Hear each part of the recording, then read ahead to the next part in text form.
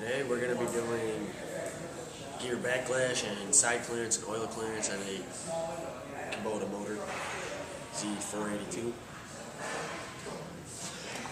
First thing to do before you work on anything, I mean anything, even a bicycle, to wear your safety glasses. Without your safety glasses, you're as good as a blind man. What good is a blind man?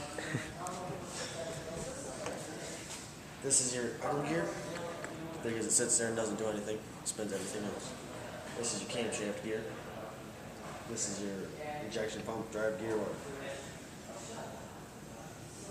fuel camshaft. This is your crankshaft gear, basically spins everything else.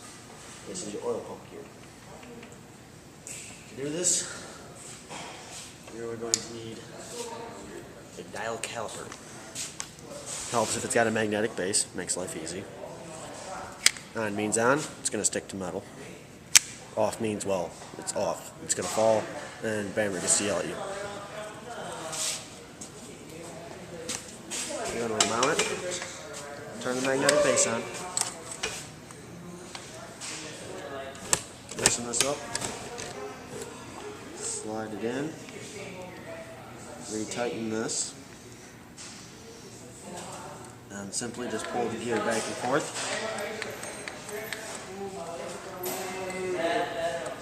In this case, we got about 5 thousandths clearance.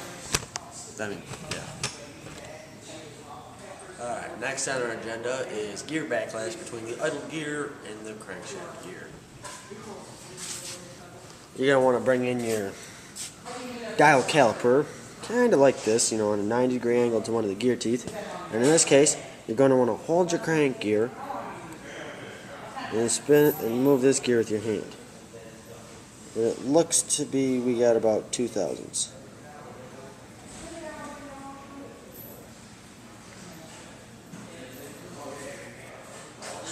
Next is the fuel camshaft backlash, the gear backlash. For this, you're going to want to hold the idler gear with your hand and move the fuel camshaft gear. And it looks to be about 3 thousandths. Next, we're doing camshaft gear backlash. For this, you're going to want to once again mount your dial caliper, bring it in 90 degrees to gear tooth, approximately, and then hold your idler gear and turn the camshaft gear, and turn the whole motor over. This case looks to be about 3 thousandths. The last gear backlash we're going to do is oil pump gear backlash. For this, once again, just hold the crankshaft and spin the, in this case, just spun the motor over again. About to be 2 thousandths. After you have written all this down, check your manual to make sure everything is within spec. And by spec, I mean specification. If it's not, replace it. Now we will test the oil clearance between the idler gear and the shaft. First things first, you're going to need your safety glasses. Always be safe on the job. You're going to need a micrometer, 0 to 1 inch, a snap ring plier, and a small hole gauge. First, you must remove the snap ring on the idler gear and the space washer. Then remove the gear.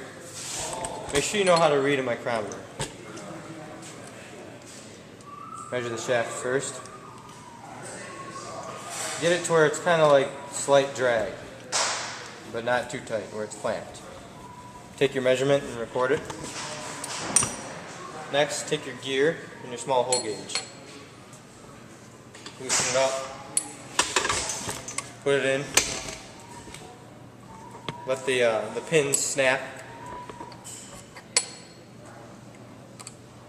And then tighten it up. And measure. And then, once you have the two measurements, you subtract your bigger measurement from the gear inside diameter to the smaller measurement of the shaft, and that small number will be your oil clearance. That's how you calculate oil clearance on a Kubota Z42.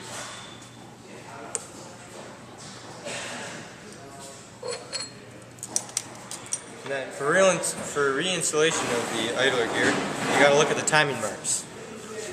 There's a single dot, a triple dot, and a double dot. And then the corresponding dots will be on the 3 gears it connects to. Make sure it is properly lined up when you install.